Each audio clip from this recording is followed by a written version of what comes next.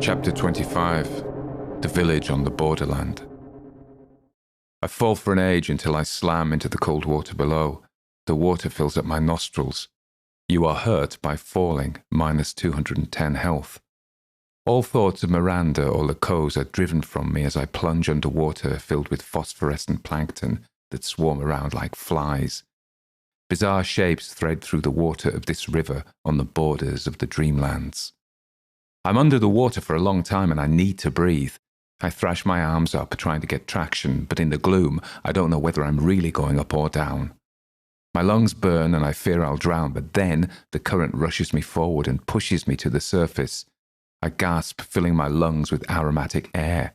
A scent of strange perfumes drifts from this forest on the far bank. The current drags me whirling round through the stone pillars of the viaduct I jumped from, then carries me towards an unknown sea. If I go there, I know I'll never return, so I strike out for the nearest bank. Heeding Lacose's advice, I push my head above water and glance both left and right and see the light of the right bank is more wholesome than the seething luminosity that dances round the trees to the left. My swimming skill is non-existent, and I struggle to move in the water. I check my health. I have only 61 left. So I reach for Lacose's healing potion and float on my back, taking a dose, which restores 100 health. I try to sip again, but the potion is on cooldown and the dose is wasted. After a minute, I can take another sip. The current is gradually carrying me towards the bank. I take another sip of the healing potion and now I'm 361 out of 500 health. The current bumps me against a tree trunk that's fallen into the river and I grab it as if it's a lifebuoy.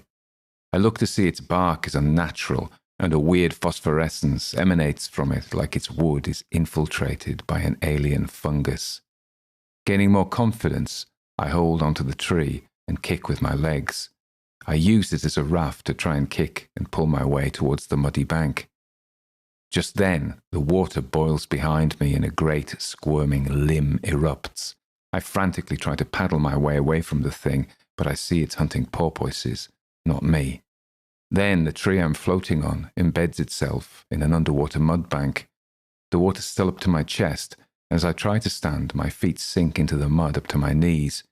With enormous effort, my breath ragged and panting, I drag and plod my way through the mud to the marsh at the edge of the river.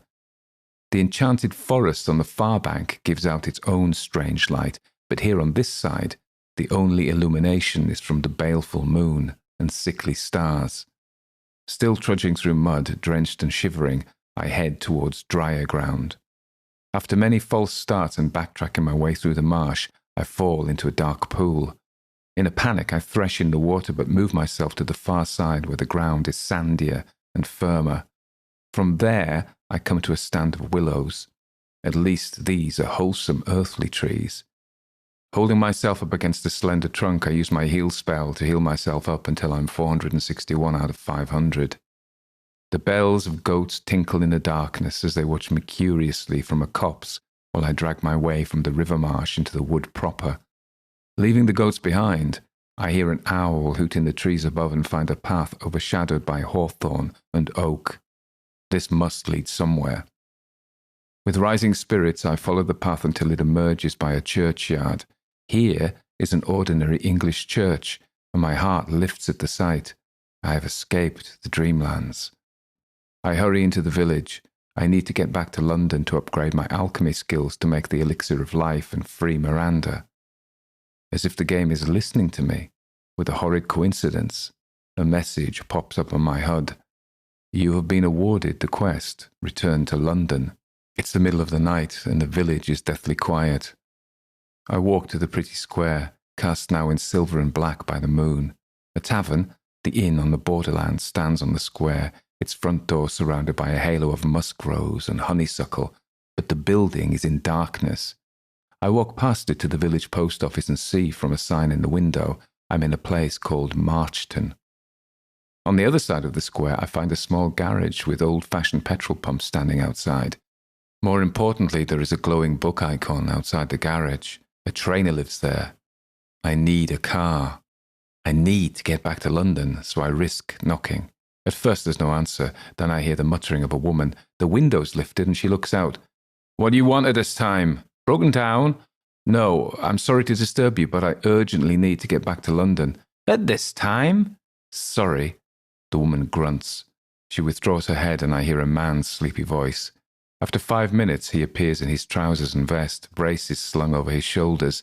He carries a paraffin lantern and swings it out of the open window as if to get a better look at me. His voice is croaky with sleep. You want to go to London? Is your car broken down? I shake my head. I have no car. He seems puzzled. I'm a mechanic. Why knock on my door if you have no car? I pull a large white £5 note from my inventory. He eyes it significantly. Do you have a car I can borrow, I say. He sucks his teeth. Maybe. But you bring it back? That might be a problem. I don't want to lie to him. I think fast. Do you have any friends in London? Somewhere I can leave it? He nods. That could work. He pauses and asks, Can you drive? I realize I can't. I look at him, and for the first time, see he has the eyes of a cat. I suppose this place on the borderland can't escape being tainted by the dreamland that lies so close across the river. I point to the glowing trainer icon. Can you teach me?